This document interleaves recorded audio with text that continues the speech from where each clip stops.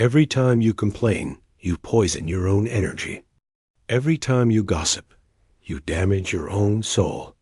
Every time you speak negatively, you literally program your body for disease and failure. Rumi discovered that words aren't just sounds. They're living forces that create or destroy everything they touch, including you. Rumi lived in a time when people understood the power of language in ways we've forgotten. Words weren't just tools for communication. They were recognized as forces that could heal or harm, bless or curse, create reality or destroy it. But in our modern world, we throw words around carelessly, as if they have no impact beyond the moment they're spoken. We complain constantly. We gossip without thinking. We speak negatively about ourselves, others, and our circumstances as if these words just disappear into thin air. But Rumi knew something we've forgotten. Every word you speak is a seed you're planting in the garden of your life. And whatever you plant, you will eventually harvest. Think about your typical day. How many times do you complain? How many times do you speak negatively about your job, your relationships, your health, your circumstances? How many times do you gossip about others or speak harshly about yourself? If you actually counted, you might be shocked by the number. Now consider this. According to Rumi, every single one of those negative words is programming your subconscious mind, weakening your energy field, and creating the very experiences you're complaining about. You're not just describing your reality with your words. You're actively creating it. This isn't mystical thinking. Modern science is beginning to understand what Rumi knew centuries ago. The words you speak don't just affect others. They affect your own nervous system, your hormone production, your immune function, and your overall health. When you speak negatively, your body produces stress chemicals. When you speak positively, your body produces healing chemicals. But it goes deeper than just the physical effects. Rumi understood that words carry vibrational energy. Every word has a frequency, and that frequency affects everything around it, including you. Negative words carry heavy, dense frequencies that drain your energy and attract more negative experiences. Positive words carry light, high frequencies that energize you and attract positive experiences. Think of it this way. If you spent all day listening to music in a minor key, music that was sad, angry, or depressing, how would you feel by the end of the day? Probably drained, sad, or agitated. But if you spent all day listening to uplifting, beautiful, inspiring music, you'd feel energized and positive. Your words work the same way. They're the soundtrack of your life. And just like music, they have the power to elevate you or depress you, energize you or drain you, heal you or harm you. The difference is that with music, you usually choose consciously what you want to listen to. With your own words, most people speak unconsciously, not realizing they're creating their own internal soundtrack. Rumi noticed that people who complained constantly were always tired, always sick, always struggling. People who gossiped regularly found themselves surrounded by drama and conflict. People who spoke harshly about themselves lived lives that reflected that harshness back to them. This wasn't coincidence. This was cause and effect. But the cause and effect were happening at a level most people couldn't see. The words were creating the reality, not just describing it. Here's how this works. Every time you complain about something, you're focusing your mental energy on what you don't want. And whatever you focus on grows. If you complain about your job, you're directing your creative energy toward creating more experiences at your job that you'll want to complain about. If you gossip about others, you're training your mind to look for the worst in people. And when your mind is trained to see the worst, that's what it will find, both in others and in yourself. You become what you speak about most. If you speak negatively about your health, saying things like, "I always get sick," or "I'm so tired," or "I can't handle stress," you're programming your subconscious mind to create those exact experiences. Your subconscious doesn't distinguish between what you want and what you don't want. It just hears your words and works to make them true. This is why Rumi called negative speech a form of self-curse. You're literally cursing yourself with your own words. And the curse works because your subconscious mind is always listening and always working to prove your words true. But here's the revolutionary part of Rumi's discovery. This same power can be used to heal, energize, and create positive change in your life. If negative words can harm you, then positive words can heal you. If complaining creates more problems, then appreciation creates more blessings. If gossiping attracts drama, then speaking kindly attracts kindness. Rumi practiced what he called conscious speech. Every word was chosen deliberately. Every sentence was spoken with awareness of its creative power. He understood that speech was one of the most powerful tools human beings possess, and he used it accordingly. This doesn't mean being fake or pretending everything is perfect when it's not. It means being strategic about how you use your words.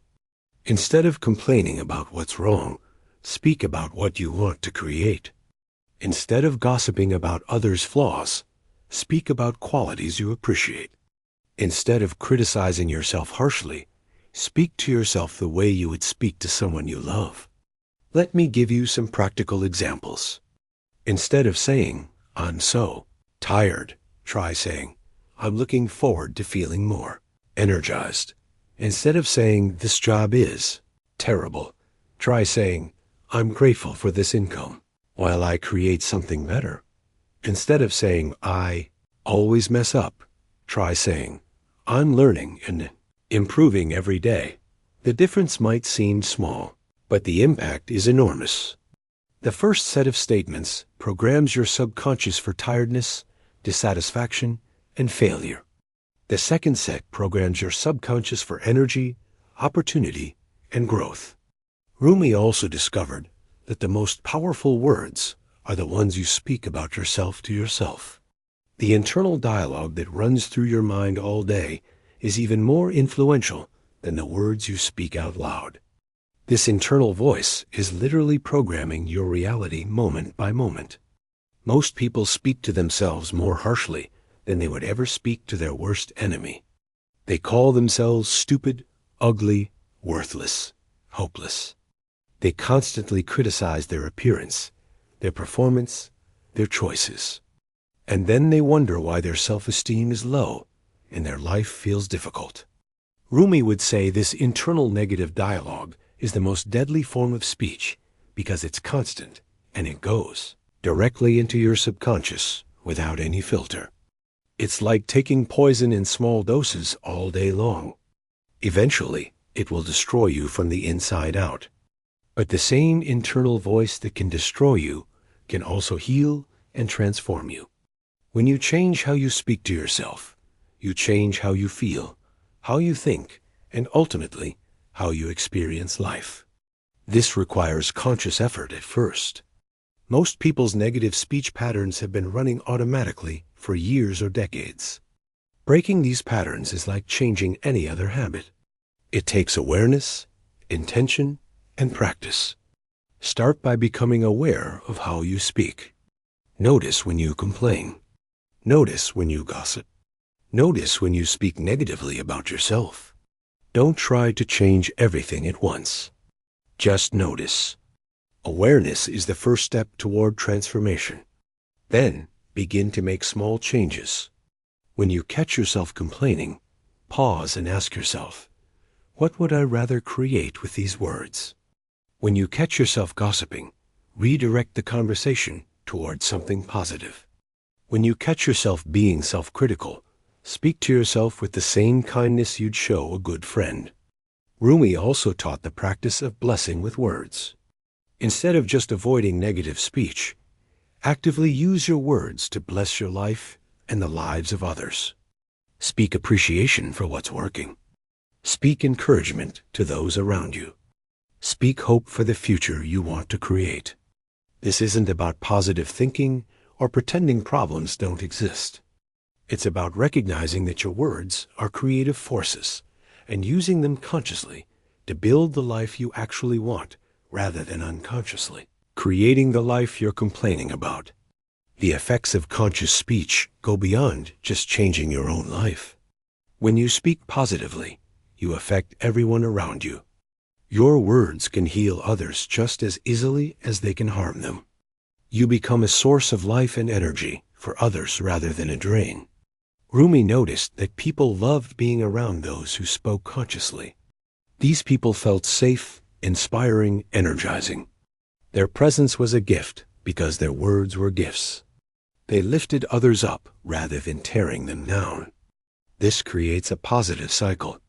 When you speak well of others, they feel good around you and want to speak well of you. When you encourage others, they become encouraging toward you. When you appreciate what's good in your life, more good things appear to be appreciated. Rumi called this the mirror of speech. Whatever you speak, life speaks back to you. If you want your life to speak to you with kindness, speak with kindness.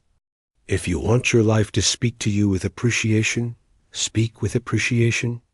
If you want your life to speak to you with possibility, speak with possibility. But remember, this isn't about manipulation or trying to get something from the universe. It's about recognizing that you're already creating with your words, whether you realize it or not. You might as well create consciously rather than unconsciously. The deadly secret Rumi discovered is that most people are unknowingly using the most powerful creative force they possess to destroy their own happiness, health, and success. They're speaking themselves into limitation, sickness, and suffering without even realizing they're doing it. But the same power that can kill can also heal.